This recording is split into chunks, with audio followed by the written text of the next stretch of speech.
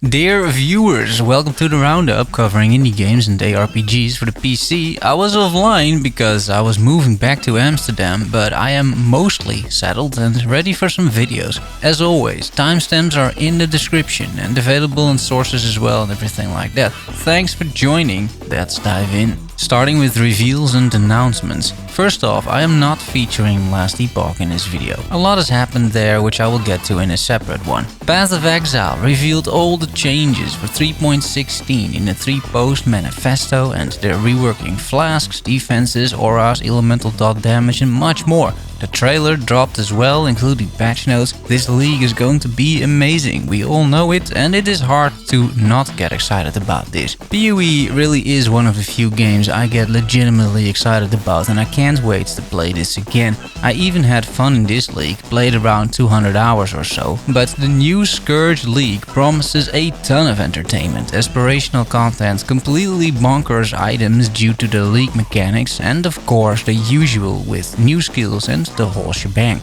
Scourge launches October 22nd.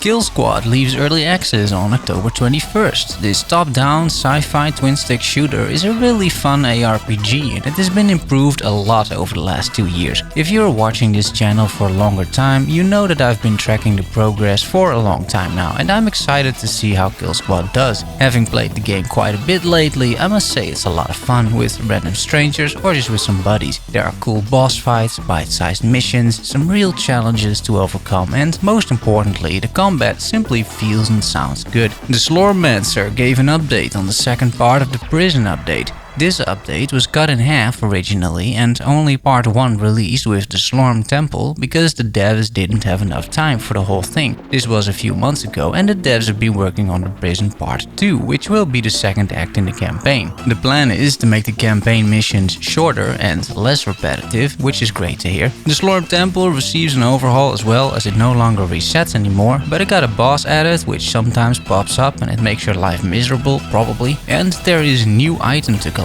the ultimatums. These give you a stat boost and you can only equip just one. The level cap will be raised to 50, there is an additional ancestral skill tree tier available, there are treasure chests, a basic loot filter and an inventory filter. This game is going places, let me tell you. The indie game Timemelters got their Kickstarter funded. I made a video specifically about that game because I thought it looked interesting. It features time travel, portals, magic and tower defense in third person. It's pretty unique and I'm glad they got the money that they needed. So now it's waiting for the actual game to be released, which is supposed to be in April 2022. I hope it's going to do well.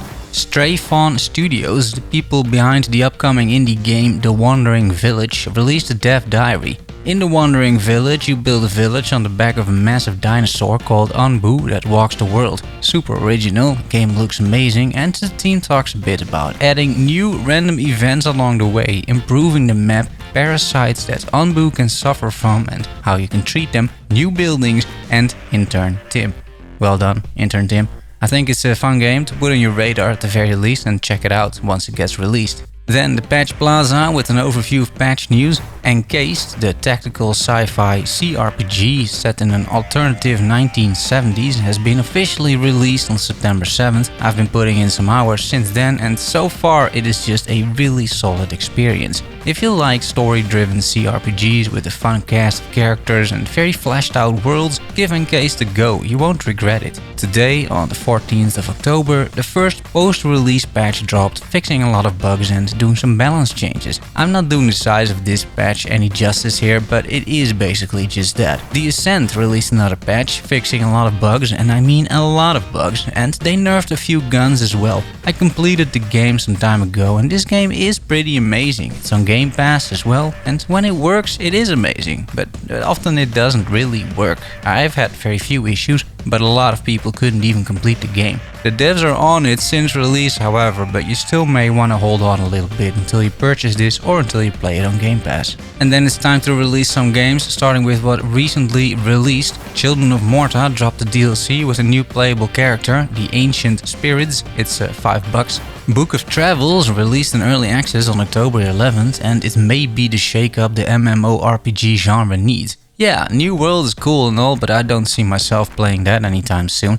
This game, however, Book of Travels, tries something truly unique. It is characterized as a TMO-RPG, a tiny multiplayer online RPG, because you will occasionally meet other people, but not all the time. It is a sandbox game with no clear quest structure, communication goes via symbols which you learn as you travel the land, and I think the aesthetics in this game are amazing, and the hopes of the devs are that by creating a serene world and not allowing players to flame each other using text, this might be a very peaceful online experience. This game could be amazing. I got a review key from the devs as well. I haven't really played it just yet, but once I do, I will probably make a video about it, or at least somehow let you know what I think about it.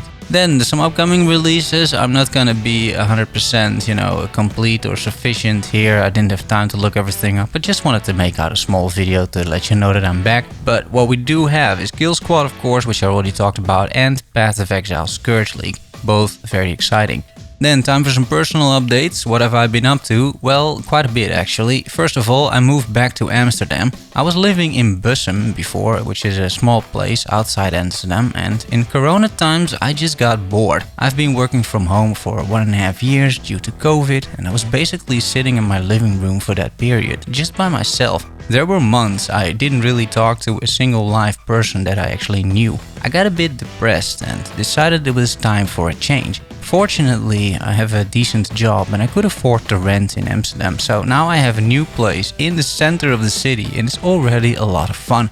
It was a good decision. Games-wise, I've been playing Encased, like I said, it's a great game. I'm still playing some PoE every now and then with my Spectre Summoner, just running a few maps. I just love that game. There's no point playing at this stage of the league, but I'm still having fun playing for a few hours. And finally, I put in more than just a few hours into Timberborn, which is a city builder with beavers that released in early access. You should play this, honestly. It is super chill, super fun, super cute, and it's a whole bunch of beavers trying to control the water flows in order to have fertile land, which they can then build on and use for farming. Very, very good. And finally, I'm doing another playthrough in Cyberpunk 2077.